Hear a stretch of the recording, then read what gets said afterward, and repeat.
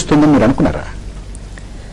అంటే వారు నిరాహార దీక్ష చేసినా వారి యొక్క ఆరోగ్య రీత్యా వారు 2-3 రోజుల కంటే ఎక్కువ చేయరనేది వారికి కూడా తెలుసు. అంటే వారికి ఉండే ఫిజిక్స్ ప్రకారం సరే వారిని వాళ్ళ ఆరోగ్యాన్ని లేకపోతే రాష్ట్రంలో ఉండేటువంటి తెలంగాణ జిల్లాలో ఉండే పరిస్థితిని దృష్టిలో పెట్టుకొని ప్రభుత్వం ముందు జాగ్రత్త చర్యగా తీసుకుని వారిని తీసుకెళ్లి పోలీసు కస్టడీలో పెట్టడం, తర్వాత హాస్పిటల్ తీసుకెళ్లి వారు జరిగింది. 2 రోజుల తర్వాతనే ఇప్పుడు వారు చూస్తూ ఉంటే చాలా నీరసంగా ఉన్నారు. అంటే ఎవరైనా అంటే వారు నిరాహార దీక్ష చేసేది ఒకే రోజు అనుకొని చేస్తున్నారు, చాలా రోజు నుంచి రిహార్సల్ చేసుకొని మెంటల్ గా.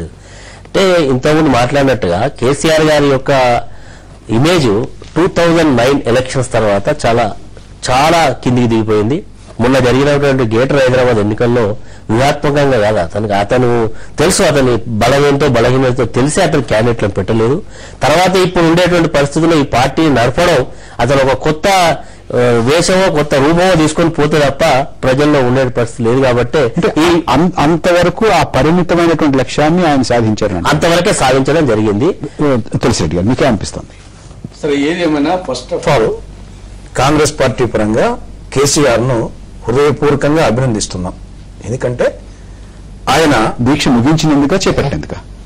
దీక్ష ముగించినందుకు వైద్యులు ఇచ్చినటువంటి పల్లరసం తాగి ఆయన విఘ్నతతో దీక్ష విరమించుకొని విద్యార్థులకు ఒక అప్పీల్, ఆస్తి నష్టం కలిగించొద్దు, ప్రాణహాని చేసుకోవద్దు, ఉద్యోగుల మీదకి పోవద్దు.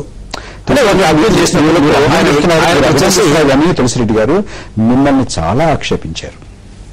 అన్ని రాజకీయ పార్టీలు, ప్రజా సంఘాలు ఈ దేశంలో, ప్రజాస్వామ్య దేశంలో రాజ్యాంగబద్ధంగా చట్టబద్ధంగా ఒక చోట కూర్చుని మీరు ఒక నిరసన తెలపడానికి, ఒక దీక్ష చేయడానికి మీరు ఎందుకు అనుమతించలేరు అని, ఎందుకు అనుమతించలేదు అని అందరూ కూడా ప్రశ్నిస్తున్నారు మిమ్మల్ని. ఇప్పుడు మీ ప్రభుత్వాన్ని ప్రశ్నించారు, మీ పార్టీని ప్రశ్నించారు, మీ పార్టీలో ఉన్నటువంటి నాయకులు కూడా ప్రశ్నించారు, దీన్ని తప్పుపట్టారు, ఆక్షేపించారు. ఇప్పుడు 2 schools of thought.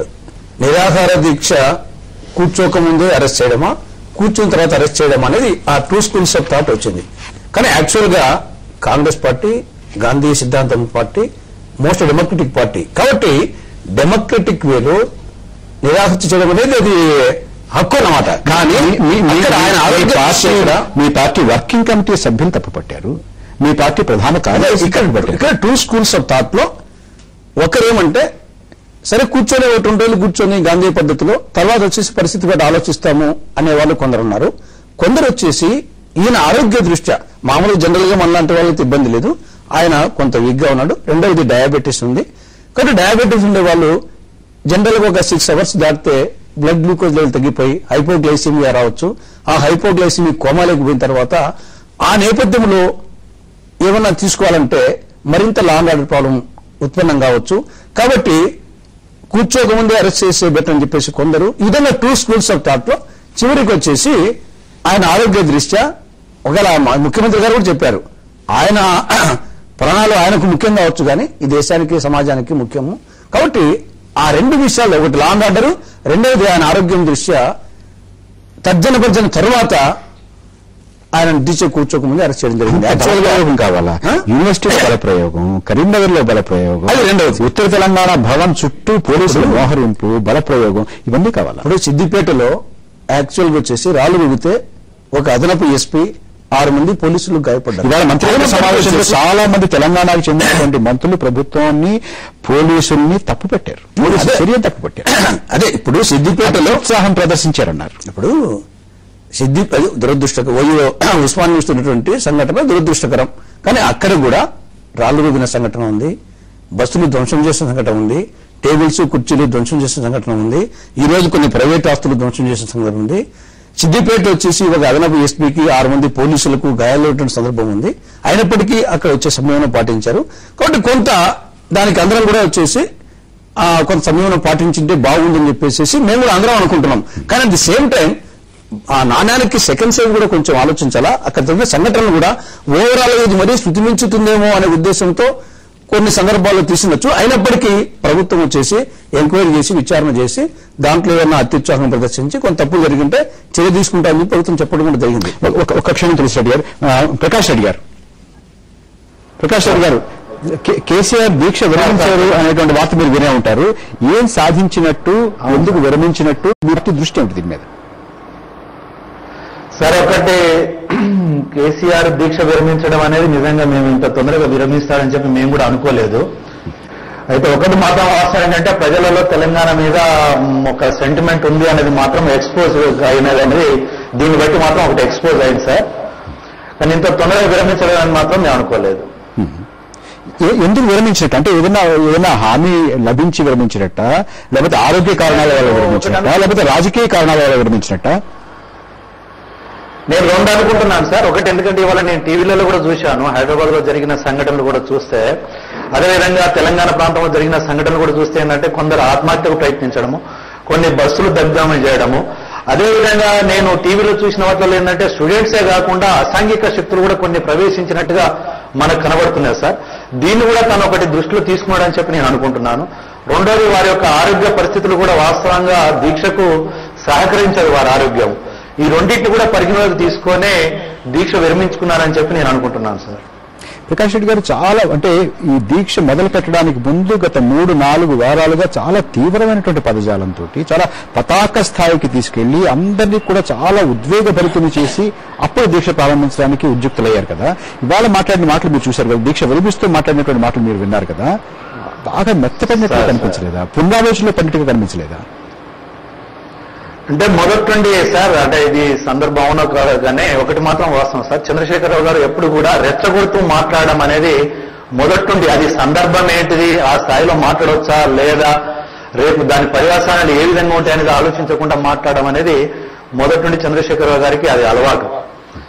అయితే నేను ఈ యొక్క దీక్షకు ముందు కూడా మాట్లాడిన విధానం చూస్తే, ఇవాళ విరమించిన పరిస్థితులు చూస్తే కొంత మనకు ఆశ్చర్యకరం అనిపిస్తుంది. కానీ వారి యొక్క నేచర్ అది, ఏ విషయమైనా ఏ స్థాయిలో అయినా ఆ సందర్భం ఏదైనా కూడా హై టోన్ లో మాట్లాడడం, కొంత రెచ్చగొట్టే విధంగా మాట్లాడడం అనేది వారికి మొదటి నుండి ఉన్న అలవాటు. ఎందుకంటే నాకు చాలా క్లోజ్ గా తెలుసు. నాకు 94 నుండి కూడా వారు, నేను సహచర శాసనసభ్యులు ఉండడమే కాకుండా 16 GO చైర్మన్ గా నేను ఉన్నాను, వారు సభ్యులుగా ఉన్నారు. వారి గురించి నాకు కొంత అవగాహన ఉన్నది కనుక నేను దాన్ని బట్టి నేను చెప్పగలుగుతున్నాను. నరసింహరావు గారు, అన్ని రాజకీయ పక్షాలు, తెలుగుదేశం పార్టీ వారిది విన్నారు, తెరాస వారిది విన్నారు, కాంగ్రెస్ వారిది విన్నారు, తెలంగాణ విమోచన సమితి విన్నారు. ఒక నిష్పక్షపాతమైనటువంటి ఒక రాజకీయ విశ్లేషకుడిగా, ఏ పార్టీకి చెందినటువంటి వారుగా మీకేమనిపిస్తుంది? దీక్ష, అరెస్టు, జరిగినటువంటి ఉద్రేకపూరితమైనటువంటి చర్యలు, మాటలు, ఇవాళ విరమిస్తూ చంద్రశేఖరరావు గారు చెప్పినటువంటి మాటలు. ఇప్పుడు తులసిరెడ్డి గారు చెప్పారు ఇది గాంధీవాదంలో నిరాదీక్ష అని. ఇప్పుడు వారు కూడా చెబుతున్నారు అంత త్వరగా విరమిస్తారనుకోలేదని. అంటే గాంధీవాదాన్ని ఎంత వక్రీకరిస్తున్నారో, దాన్ని అసలు ఎంత పెడదవ పట్టిస్తున్నారో. గాంధీవాదంలో అహింసా మార్గం గాంధీవాదం, దాంట్లో ఒక చిన్న పద్ధతి సత్యాగ్రహం, నిరాహార దీక్ష. అంతే తప్ప నిరాహార దీక్ష చేస్తా, గాంధీ మహాత్ముడు కూడా ఏం చెప్పాడు, నా ఆత్మశుద్ధి కోసం చేస్తున్నా అన్నాడు. అంతే తప్ప నా నిరాహార దీక్షలో నాకేమన్నా అయితే రక్తపు టేర్లు పారుతాయి, తల్ల తెగిపోతాయి, అగ్నిగుండం అవుతుంది, మహా ఉత్పాదం వస్తుందని గాంధీ మహాత్ముడు చెప్పాడు. మహాత్మా గాంధీకి దీన్ని అన్వయించడం అన్నది మాత్రం చాలా పొరపాటు ఫస్ట్ ఆఫ్ ఆల్. తర్వాత ఎవరన్నా నిరాహార దీక్ష చేసినా, ఎవరు నిరాహార దీక్ష చేసిన ఈ రోజుల్లో, చట్టబద్ధ ప్రభుత్వం ఉన్న రోజుల్లో, అది ప్రభుత్వాన్ని సమాజాన్ని బ్లాక్మెయిల్ చేయడానికే. అది చాలా పొరపాటు. ఆయన ఎంచుకున్న పద్ధతి చాలా పొరపాటు. అది పొరపాటు అని ఒకళ్ళు చెప్పలేకపోయారు పెద్ద పార్టీల వాళ్ళు. ఎందుకు చెప్పలేకపోయారు అర్థం కావట్లేదు. అసలు నిరాహార దీక్ష, ఈ రోజు నిరాహార దీక్ష ఏంటండి? పైగా ఇప్పుడు సరే ఆయన అగ్నిగుండం అవుతుందన్నారు, వాళ్ళ వెంటనే అసలు తారస్థాయి తీసుకుపోయారు. ఉద్రేకాలను రెచ్చగొడతా ప్రయత్నించారు, ప్రాంతీయ విద్వేషాలు రెచ్చగొడతానికి, ప్రాంతీయ దుర్భానాలు రెచ్చగొట్టడానికి చాలా ట్రై చేశారు. ఆయన కాబట్టి మీ దృష్టిలో ఎందుకు విరమించినట్టు? అంటే తారస్థాయికి వెళ్ళిపోయాక ఇక దిగాల్సింది తప్ప తారస్థాయిలో ఎంతసేపు ఉంటారు? ఆ ఉద్రేకాలు ఎంతసేపు కొనసాగిస్తారు? రేపు వాళ్ళ బంద్ అయిపోయింది, రేపు మామూలుగా నెలకొని ఉంటే ఈ నిరాదరణ చేస్తుంటే అపహాస్యంగా తెలుస్తుంది. ఆయన చాలా స్ట్రాటజిక్ గా, చాలా వ్యూహాత్మకంగా విత్డ్రా చేసుకున్నారు నేను అనుకుంటున్నా. వాళ్ళు బంద్ అయిపోయింది, ఆందోళన కూడా దాదాపు సవసిపోయినాయి. రేపు కూడా ఎక్కడ చిన్న ఎత్తున ఆందోళన జరగవచ్చు, ఎల్లుండే ఆందోళన జరగలేదు అనుకోండి. కానీ ప్రకాష్ గారు చెప్పిన మాట మాత్రం నేను పూర్తిగా ఏకీపిస్తున్న వారితో. తన వ్యక్తిగత ప్రతిష్ట, పార్టీ ప్రతిష్ట అట్టడుగు స్థాయికి వచ్చాక ఆ ప్రతిష్టను లేపడానికి, తన వ్యక్తిగత ప్రతిష్టను పునరుద్ధరించుకోవడానికి మాత్రమే ఆయన నిరాదీక్ష చేపట్టారు. అంతే ఇది తెలంగాణ అంశానికి కూడా కొంత ఉపయోగం జరగవచ్చు, దానికోసం ఆయన చేపట్టలేదన్న మాట ప్రకాష్ గారు చెప్పింది నేను పూర్తిగా ఏకీపిస్తున్నాను. ఇప్పుడు ఒక చిన్న విరామం తీసుకుందాం. విరామం తర్వాత తెలంగాణ వాదం మీద ఈ 36 గంటల్లో జరిగినటువంటి పరిణామాలు ఏ రకమైనటువంటి ప్రభావాన్ని చూపిస్తాయి, తెలంగాణ ఉద్యమం ఏ దిశగా వెళ్లేటువంటి అవకాశాలున్నాయి అనే దాని మీద దృష్టి సారిద్దాం.